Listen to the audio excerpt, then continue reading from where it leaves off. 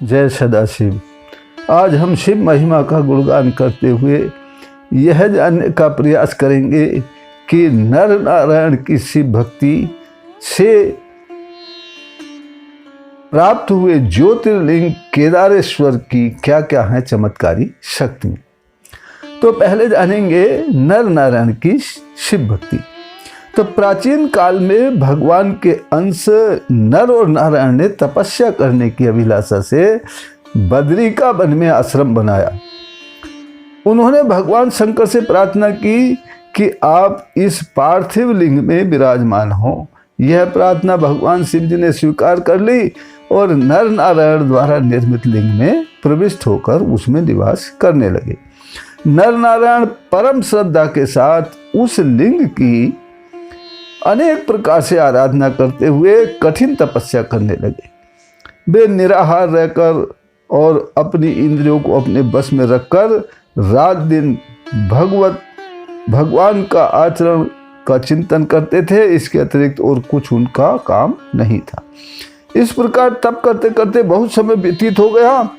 तब श्री आशुतोष भगवान प्रकट होकर बोले कि हे नर नारायण, मैं आप लोगों की तपस्या से परम प्रसन्न हूँ। आपकी जो इच्छा हो वह वर मांग लें। शंकर भगवान के ऐसे वचन सुनकर नर नारायण ने हाथ जोड़कर प्रार्थना की कि हे देवेश, यदि आप हमारे ऊपर प्रसन्न हैं तो यही वर दीजिए कि आपका इस तीर्थ में सदा निवास हो और आप अपने रूप से इस क्षेत्र में रहते हुए भक्तों की पूजा स्वीकार करें, उन्हें संसार बंधन से मुक्त करें। भगवान सदाशिव ने उनकी यह प्रार्थना स्वीकार कर ली और ज्योति स्वरूप होकर स्वयं उस तीर्थ में निवास करने लगे और यह ज्योतिर्लिंग केदारेश्वर के नाम से विख्यात हुआ। ये थी कहानी ज्योतिर्लिंग केदारेश्वर के स्थापित होने की। उस स्थान पर जाकर अनेक देवता और असंख्य मुनियों ने भगवान की आराधना की और मनवांछित फल पाया।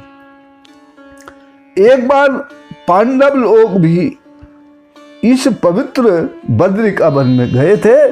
भगवान शिव ने उन्हें वहां देखा तो माया से महिष का रूप धारण कर लिया और वहां से चलने लगे।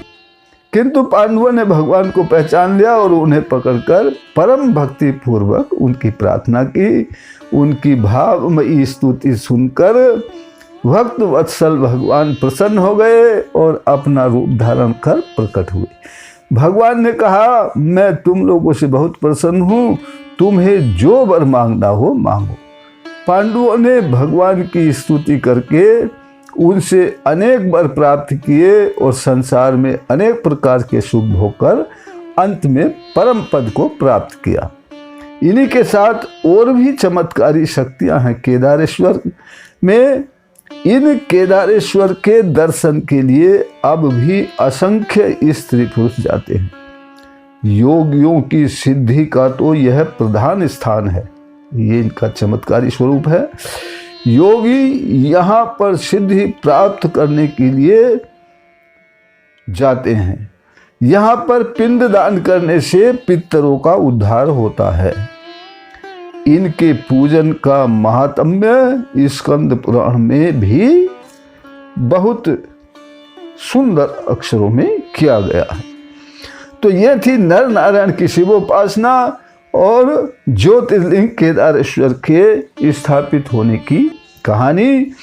तो परम पिता परमात्मा सदाशिव हम सबका कल्याण करें, हम सबको सद्बुद्धि प्रदान करें। इसी प्रार्थना के साथ फिर मिलते हैं अगली वीडियो में। तब तक के लिए जय सदाशिव।